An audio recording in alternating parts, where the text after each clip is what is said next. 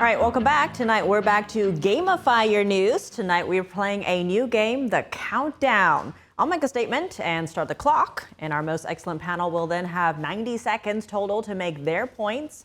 Once time is up, I'll ring the bell. All right, back with me here in studio with us again, Ines Peltzer-Stepman, Senior Policy and Legal Analyst with Independent Women, Mike Leon, host of the Can We Please Talk podcast, and Chris Bob, NTD's political correspondent. So first question, the time starts once I finish my statement. First question is, the Kennedy Center has ordered staff to remove President Trump's name from the building, signage, email signatures, and all materials by June 12th, following a federal court ruling that only Congress can change the official name. You have 90 seconds to react, all of you. Inez, you're up first. Clock starts now. There's a Kennedy head bust in the Kennedy Center, the previously known Kennedy Center, and every time there's another stay of Trump putting his name on the building, the bust should get golder and bigger and of Trump. So that's... Chris? That's a good use of time. I mean, I was there recently. I liked what he did with the inside. He says that the place is rotting and it's falling apart, and without him, it's going to fail. I'm looking forward to seeing what happens now that they're changing it back. I think this is a classic example of don't move in, don't change all the locks, don't do anything until the lease is signed, until you've been approved by your creditors and lenders. We were just talking about this off air, that now they may have to go back and take certain things down, tickets that are reprinted and things like that. I know working in live events, that's a big pain in the butt. So I'm sure there are a lot of people that are working there on the ground that hate this. Again, of list of items for the American people, I would put this down in the low thousands in terms of what I care about this. I think we could all agree on that one. Can we agree on that one? Sure. Inez? Amen. President's also suggesting that if he's not going to be working on it, someone else can pay for all the renovations then. Yeah, Congress. Yeah. I think that's also, what they want. by the way, remember, they used to get mad at Democrats when they tried to cram $25 million to go into the Kennedy Center when Pelosi tried to cram that in there. So I agree with the president all of a sudden. Let somebody else pay for it. Let somebody else deal with that headache. Yeah, but if it's anything like the appropriations that we've been seeing for the past few months, it might stay unfunded. I don't know. So will it be beautiful or not? It will be golder. All right, and time. All right, well, that was fun. Let's move on to the next one, though. So Trump administration is pushing for integrating AI technologies into the U.S. healthcare system. That's from everything diagnosing illnesses to prescribing medicine. So AI doctors, are they becoming a reality? Mike, why don't you start this time? Clock starts now. Well, so my wife works as a medical secretary. She's worked for a bunch of different offices, hospitals, OBGYNs. There's obviously in the medical community long wait times. So getting AI to help expedite certain things that are clerical in nature, or even like you said, prelim visits and things like that, I'm all for that. I think we should all be for that. Just like I tell my stepfather-in-law, excuse me, that when you feed AI, you've got to guide AI. AI only works if you're feeding it correctly. So the medical community has to learn how to actually leverage this. But I don't think anybody should be opposed to actually using AI to help, velocity scale, cover some of these things that are already challenges in the medical profession. We just saw it in voting. We just talked about voting and delays and things like that. They're even worse if you go to a doctor's office and you've got a screaming kid and you need help. So this could help with some of that. I'm all for it.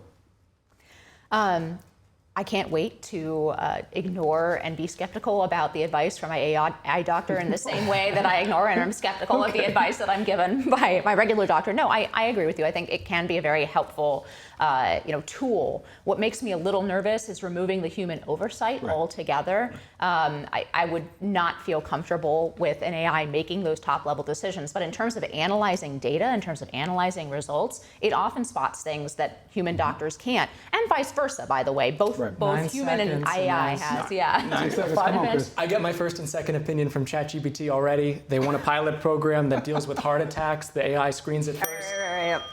No good. We'll never know. We'll never know. We'll never know. Let's move on. So New York Democrats have just passed a bill that would strike the words mother and father from state law, replacing them with gender-neutral terms like gestating parent and non-gestating parent.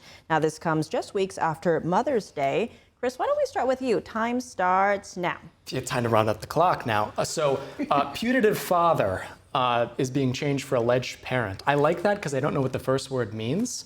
Gestating parent is interesting. That's the mother. The non-gestating parent is the father. You know, people in the New York State Assembly and Senate, let's talk about this for a second. They get $140,000 a year. Right. They have, what, a $260 per diem that covers their hotel and their travel expenses. Pretty good. They get a lot, and this is what they're wasting their time on. This is the way I look at it. I think this is a procedural nothing. They're not modifying anything in the public. They're changing their own laws. They're changing stuff about alcohol control, family courts. It's going to cause a lot of waste, in my opinion. They have hundreds of billions of dollars in debt, and this is what they're focusing on. And it upsets me because I pay taxes to New York, quite a lot of them, and I want them focused on something a little bit more important than language. He's right. He's right. Why are we doing this? Why are we changing this? Back to that vacuum being filled when there's a lack of information. This is exactly why Democrats lose certain things and they lose certain people that could lean or persuade in a different direction. There's no need to change this. I'm not going to learn this because it's mom and dad. I don't need to learn this. So you could throw this paper away. I'm not going to learn this. I agree with you, waste of taxpayer dollars. I think it's a little deeper than just mere taxpayer dollar waste. I think there's obviously a concerted and ideological push to redefine all of these words. I think it is meaningful when you try to redefine truth of the matter, which is that males and females are different. That was a good ending, though. Redefine That was a great ending. Redefine truth. Okay, lastly, security cameras in New York City have been catching groups of people climbing in and out of sewers through manholes on busy streets, some staying underground for hours. Now, city authorities are still investigating, but what on earth is going down there? Mike, let's start with you. Well, Teenage Mutant Ninja Turtles was filmed, I know, down once upon a time, right? Splinter and the Turtles. This is crazy. I just moved back to New York. I'm born and raised in the Bronx, New York. I think some of you may know that.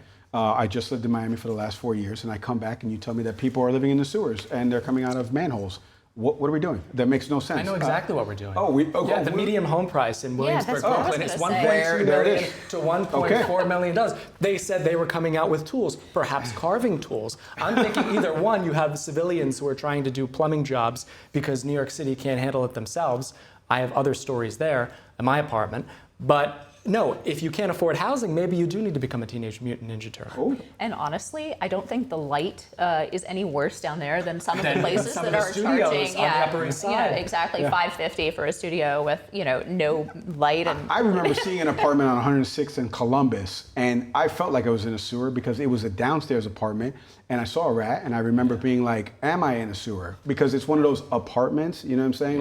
They makeshift into, I don't know if California has that No problem. windows, New York that has sort those of problems. At Those least they're junior- above ground in California, right? Yeah, exactly. Right. Well, you have to be, or else, But I hate this about New York. But everybody who's in the sewers right now, please be careful out there, okay? I know the Knicks are up one game. If we win 3 more games, then we can all go in the sewer. I'll go in the sewer with everybody. Pizza Rat can be your roommate. Oh. Further cut the rent. Nixon 4. As long as he's got a jersey on, I'm with Pizza Rat. Me and Chris will be in the sewers. You got it.